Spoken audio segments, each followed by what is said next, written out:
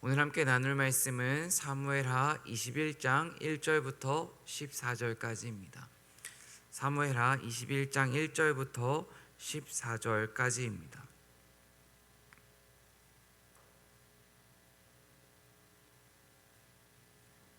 오늘 말씀을 함께 읽겠습니다.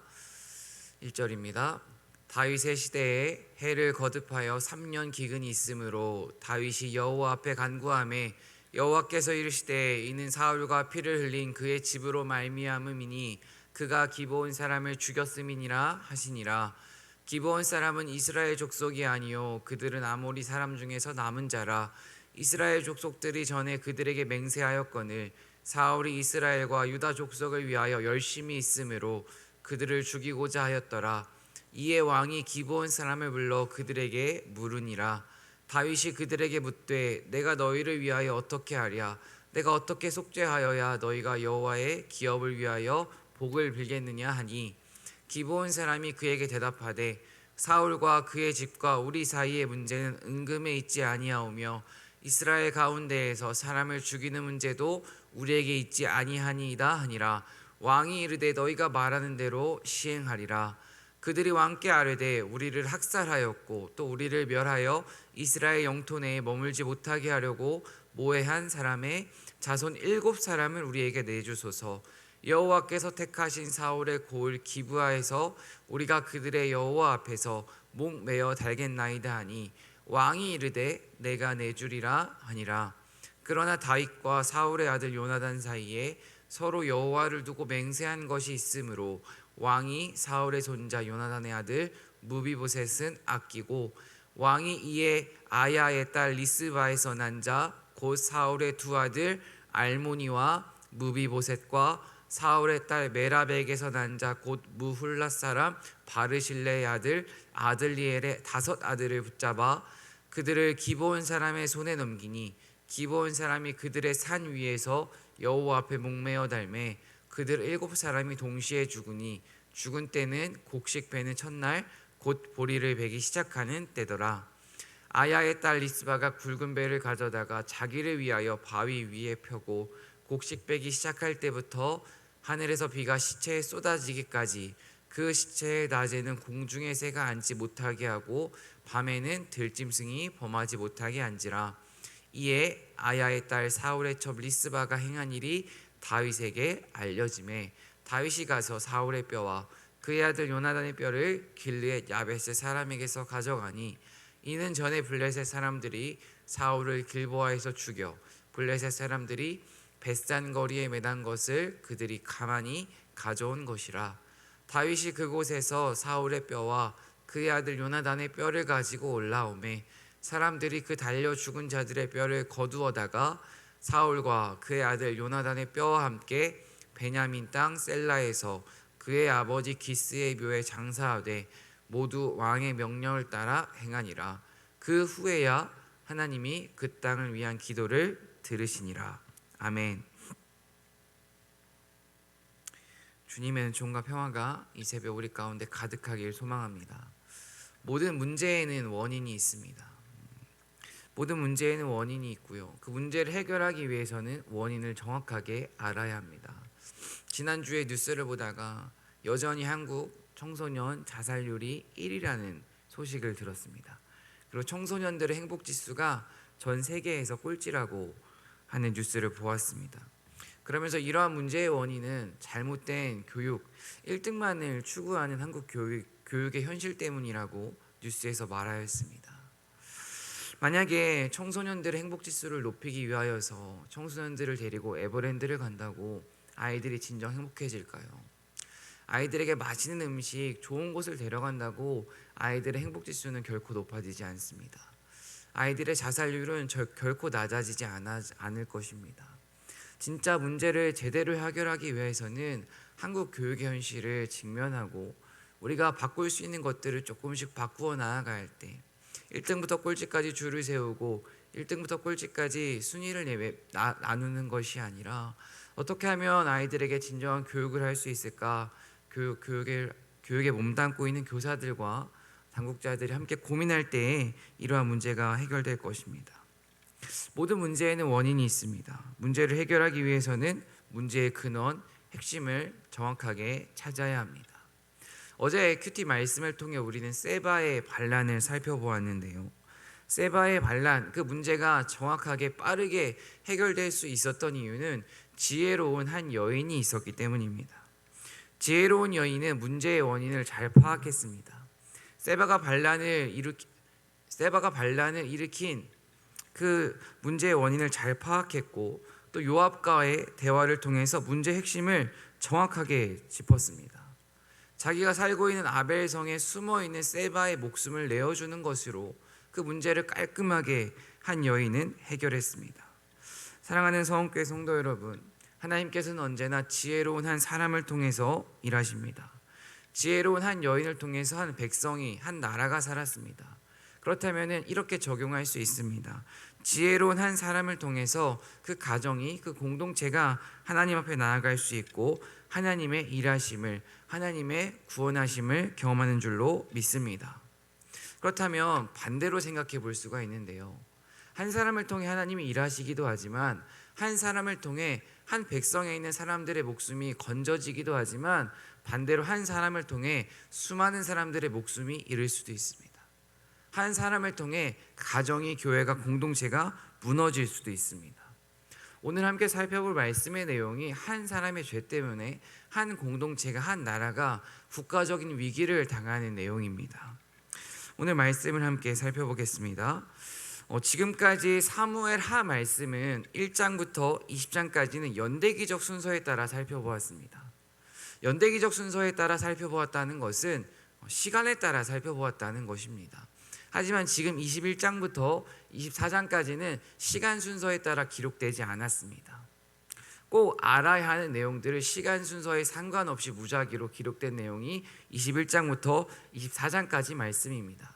특별히 오늘 21장 말씀은 사무엘하 9장 말씀과 이어져야 자연스러운 내용입니다. 1절 말씀을 살펴보겠습니다. 다윗의 시대에 해를 거듭하여 3년 기근이 있으므로 다윗이 여호와 앞에 간구하매. 지금 다윗이 살고 있는 시대는 농경문화 시대입니다. 한마디로 농사를 짓고 살아가는 시대라는 것입니다. 농사를 짓고 살아가는 그 시대 가운데에 기근이 찾아왔다는 것은 아마 엄청난 재앙이었을 것입니다. 지금도 1년 정도 큰 기근이 찾아오면 아마 버틸 수 있을 것입니다. 2년까지도 지금 시대도 비축해 놓은 음식들이 있기 때문에 괜찮으리라 생각합니다. 하지만 3년이라는 시간 동안 기근이 찾아오면 아마 지금의 시대 가운데서도 엄청난 위기일 것입니다. 하지만 당시에는 아마 지금과는 비교할 수 없을 정도로 큰 위기였을 것입니다. 이렇게 큰 재앙이 찾아온 국가적인 위기 앞에서 다윗이 선택하는 것은 다윗이 여호와 앞에 간구합니다. 한마디로 다윗은 문제 앞에서 하나님의 성소, 하나님의 장막을 찾아가서 하나님 앞에 간절히 기도합니다. 다윗은 하나님 앞에 기도하며 무엇보다 하나님의 음성에 귀를 기울이며 하나님을 찾고 있는 것입니다. 사랑하는 서원교회 성도 여러분, 문제 앞에서 하나님을 찾는 것이 가장 큰 은혜이자 복인 줄로 믿습니다. 무엇보다 하나님의 성전에 나와 기도하는 그 한 사람의 기도를 하나님께서는 반드시 들으십니다. 우리의 삶 가운데에도 이렇게 이스라엘의 국가적인 문제가 찾아온 것처럼 우리의 삶에도 문제는 반드시 찾아옵니다. 개인적인 문제, 가정의 문제, 자녀의 문제, 공동체의 문제, 교회의 문제 앞에서 우리가 선택해야 하는 것은 결국 기도인 줄로 믿습니다. 다윗은 국가적인 문제 앞에서 성전에 나와 기도하는 걸 선택했습니다. 이렇게 성전에 나와 간절히 기도하는 다윗의 기도에 하나님께서는 응답해 주십니다. 그리고 하나님께서는 기근이 찾아온 이유는 사울의 죄 때문이다 라고 말씀을 해주십니다. 특별히 이는 사울과 피를 흘린 그의 집으로 말미암음이니 그가 기브온 사람을 죽였음이니라 하시니라. 사울의 죄는 사울과 또 피를 흘린 사울과 가까이 있는 친족들이 함께 기브온 사람을 죽인 그 죄에 대한 대가로 지금 국가적인 재앙을 내린 것이라고 하나님은 말씀하십니다. 특별히 기브온 사람이 등장을 하는데요. 기브온 사람에 대해서 2절 말씀을 통해 살펴보겠습니다. 기브온 사람은 이스라엘 족속이 아니요 그들은 아모리 사람 중에서 남은 자라. 이스라엘 족속들이 전에 그들에게 맹세하였거늘 사울이 이스라엘과 유다 족속을 위하여 열심히 있으므로 그들을 죽이고자 하였더라. 이에 왕이 기브온 사람을 불러 그들에게 물으니라. 우리가 오늘 말씀을 잘 이해하기 위해서는 기브온 사람들에 대한 배경 지식이 필요한데요. 기브온 사람들은 가나안 땅에 살고 있던 족속이었습니다. 가나안 땅에는 7족속이 살고 있었습니다. 그런데 그 7족속을 통틀어서 아모리 족속이라고 말을 했습니다. 특별히 가나안 땅에 살고 있는 아모리 족속 중에서 히위 사람들이 기브온, 히위 부족이 기브온 사람들이었습니다. 하나님은 과거 여호수아에게 가나안 땅에 들어가면 가나안 땅에 살고 있는 부족들을, 족속들을 진멸하라고 명령하셨습니다. 한마디로 가나안 땅에 살고 있는 모든 이방인들은 다 쳐 죽이라고 말씀하셨습니다. 그렇다면 하나님께서 명령하신, 여호수아에게 명령하신 가나안 땅에 들어가면 그곳에 살고 있는 모든 이방인 족속은 죽여라, 그 명령에 비추어 보면 이 기브온 사람들도 죽었어야 마땅합니다. 하지만 이들은 죽지 않았습니다. 이들은 하나님의 진멸하심을 피할 수 있었습니다. 그 이유는 하나님께서 여호수아에게 진멸을 말씀하시면서 멀리 사는 족속들은 진멸하는 것에서 예외를 두라고 하셨습니다. 한마디로 특별 조항을 남겨두신 것입니다. 그런데 이 기브온 사람들이 이 특별 조항을 어떻게 잘 들었습니다. 그래서 이들은 멀리에서 온 사람들처럼 위장을 했습니다. 낡은 옷을 입고 또 곰팡이가 배어있는 음식을 들고 여호수아에게 멀리서 온 것처럼 여호수아를 속입니다. 여호수아는 이것에 속았습니다. 그리고 그들을 살려두었습니다. 그리고 그들과 언약을 맺었습니다. 어떠한 언약이냐면 죽이지 않겠다는 언약을 그냥 사람의 이름으로 맺은 게 아니라 여호와의 이름으로 맺었습니다. 이렇게 언약을 맺었기 때문에 이들은 살아남을 수 있었습니다. 실수로 맺은 언약이라는 것을 여호수아는 그 다음날 내가 기브온 사람들에게 속았구나 알아차렸습니다. 하지만 이미 여호와의 언약을 맺었기 때문에 그들을 죽일 수가 없었습니다. 실수로 맺은 언약이지만 하나님의 이름으로 맺은 언약이기 때문에 여호수아는 언약을 지켰습니다. 기브온 족속은 살려주기로 하나님의 이름으로 약속을 했기 때문에 이 기브온 족속은 그 이후의 사람들도 결코 죽여서는 안 됩니다. 이 여호와의 언약을 깨뜨릴 수 있는 것은 오직 하나님의 말씀뿐입니다. 하지만 사울 왕은 그 언약을, 여호수아가 여호와의 이름으로 맺은 기브온 사람들은 죽이지 않겠다는 그 언약을 깨고 오늘 말씀 가운데 기브온 사람들을 죽였다고 기록되어 있습니다. 특별히 사울이 그 언약을 깨고 기브온 사람을 죽인 이유에 대해서도 2절 말씀 가운데 기록되어 있습니다.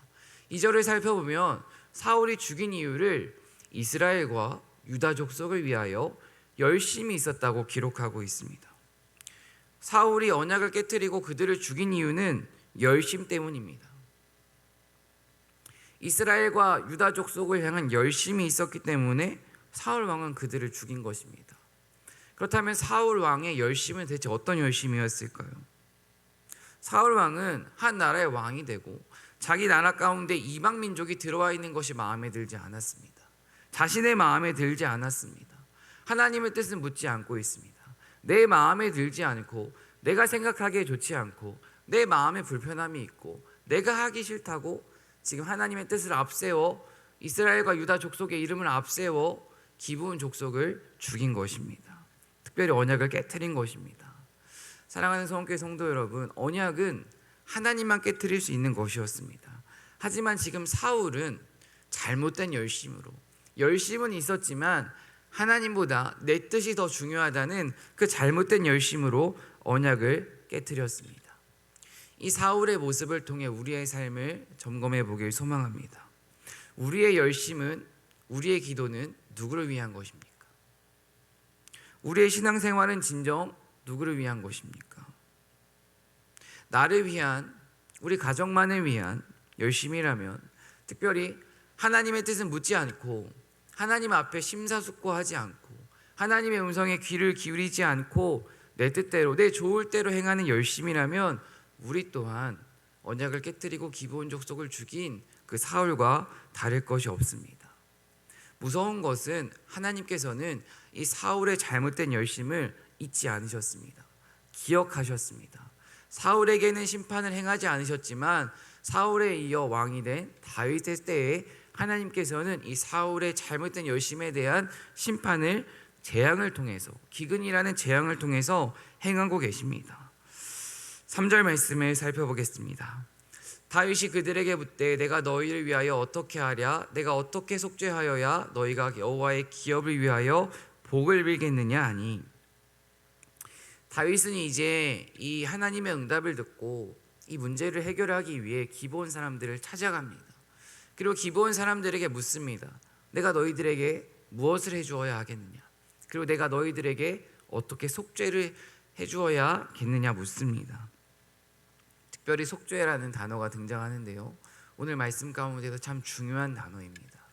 이 속죄는 히브리어로 하파르라는 단어입니다. 근데 이 속죄라는 단어는 단순한 용서가 아닙니다. 속죄라는 단어 가운데에는 대가를 통한 용서입니다.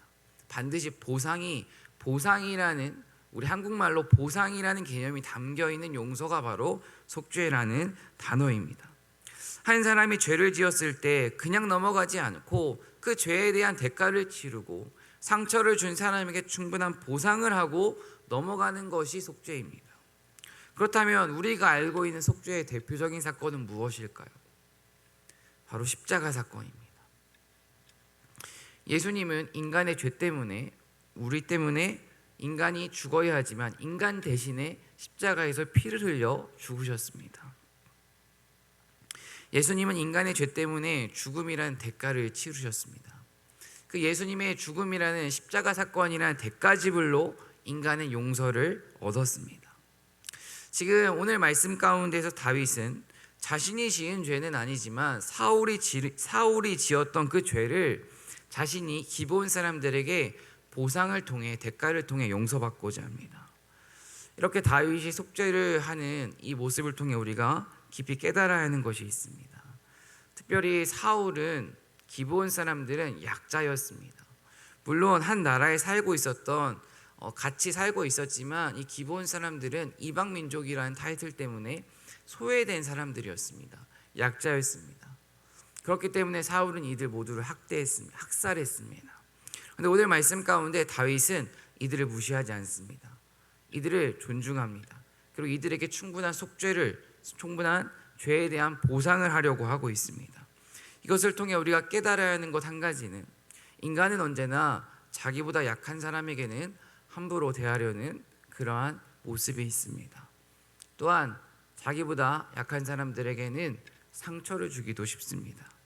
하지만 하나님께서는 힘없는 자, 약한 자, 가난한 자를 함부로 대하는 것을, 그들에게 상처를 주고 그들에게 갑질을 하는 것을 하나님께서는 진노하십니다.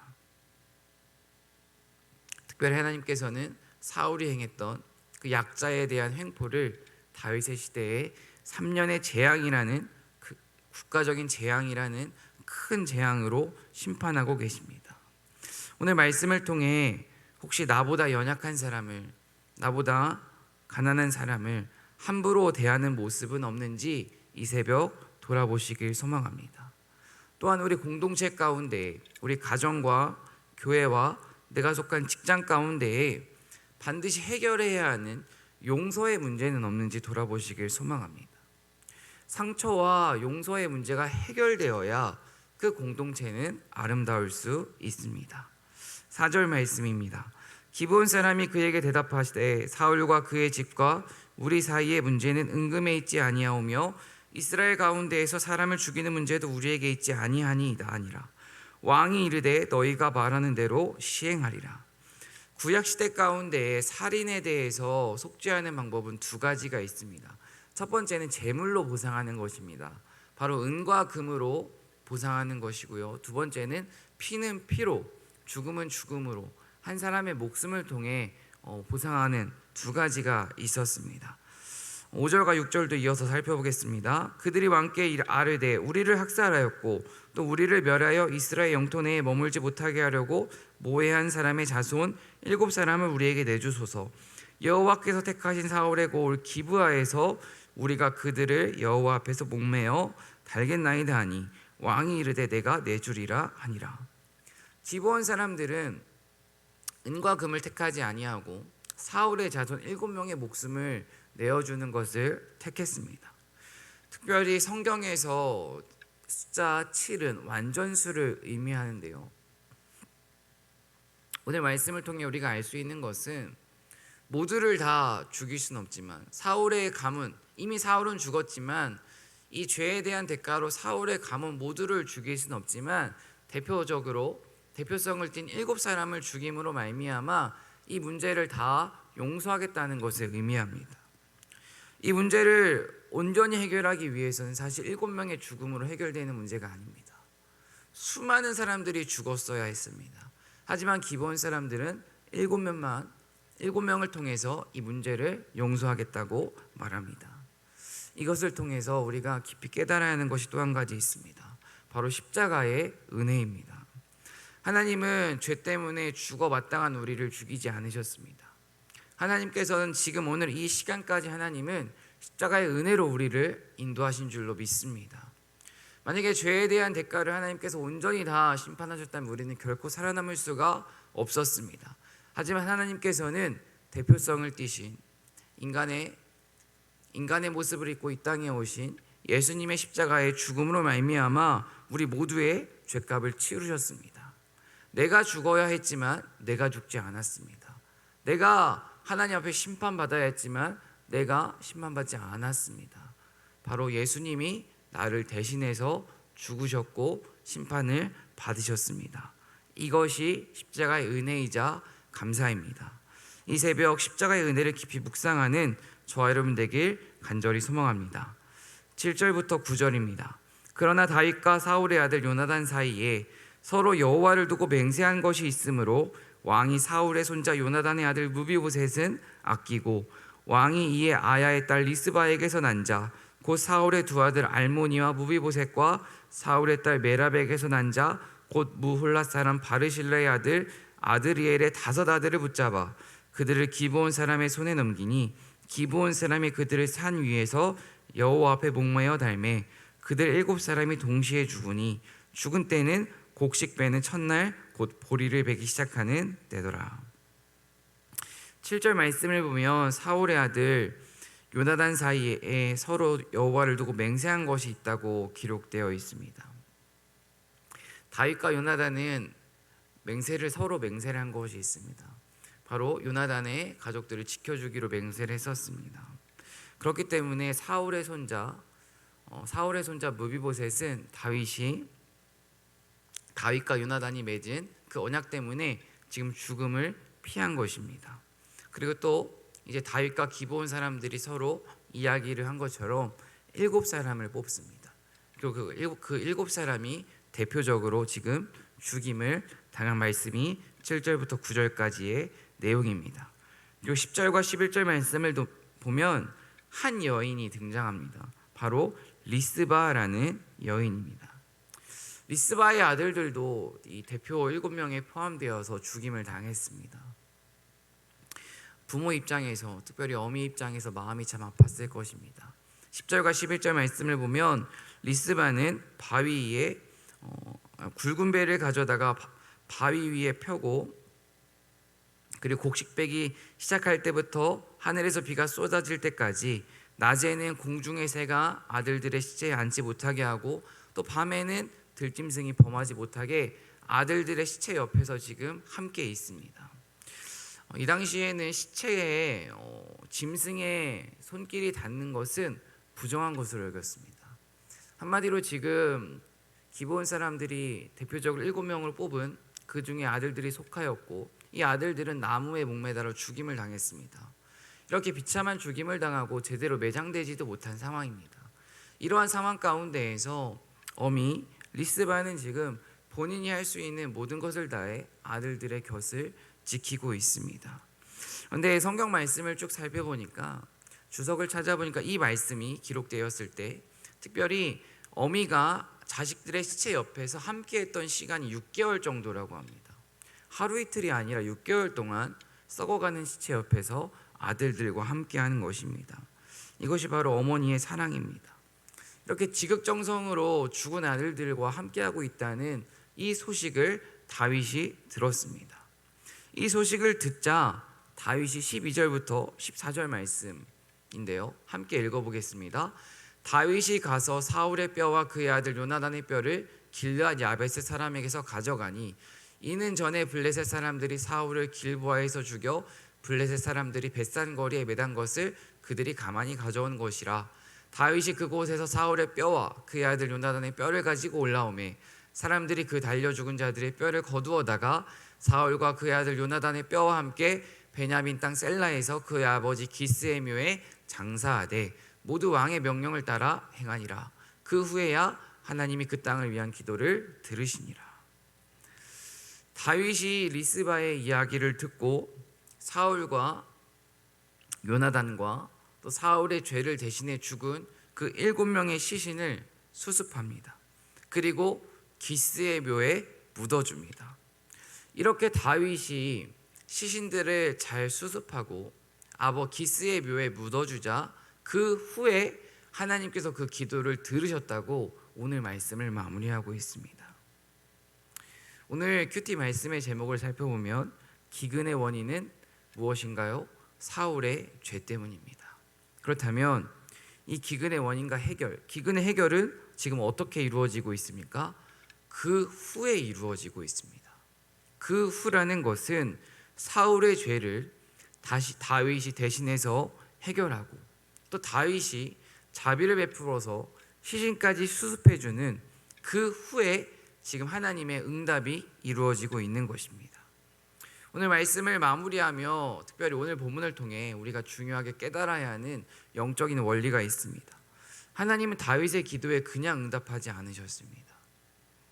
하나님은 다윗의 기도에 그 후에 응답하셨습니다.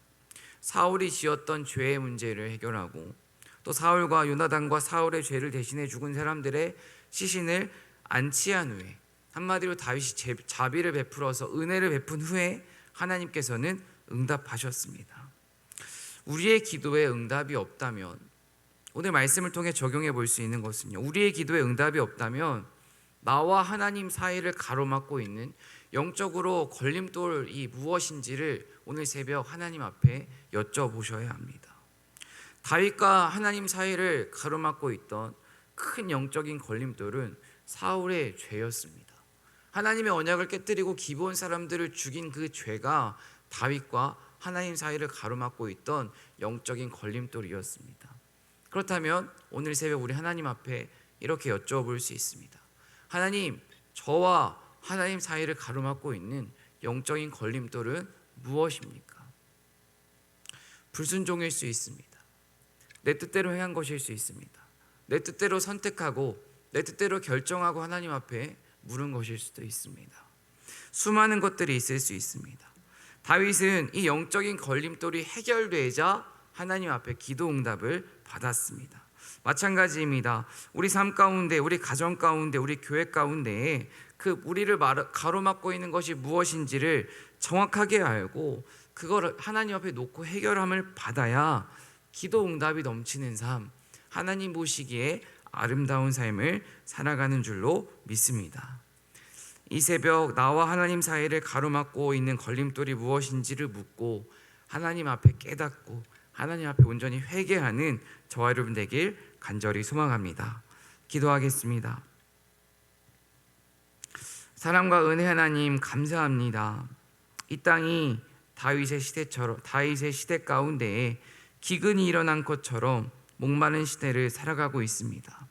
특별히 이 새벽 하나님 앞에 해결해야 하는 죄가 있습니다. 내가, 우리 가정이, 우리 교회가 회개해야 하는 것들을 깨닫게 하시고 하나님 앞에 회개하게 하시고 우리와 하나님 사이를 가로막고 있는 영적인 걸림돌이 해결되는 은혜의 새벽 되게 하여 주시옵소서. 특별히 이 새벽 간절한 마음으로 하나님 앞에 귀한 예물을 드립니다.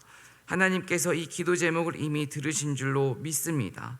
하나님께서 이 간절한 기도 제목을 들어주시고 특별히 하나님의 때에 하나님의 방법으로 이 기도 제목에 응답하여 주시옵소서.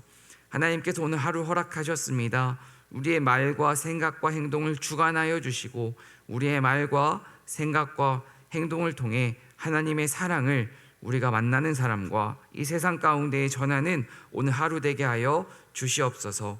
오늘 하루를 주님께 맡겨드리며 예수님의 이름으로 기도드립니다. 아멘.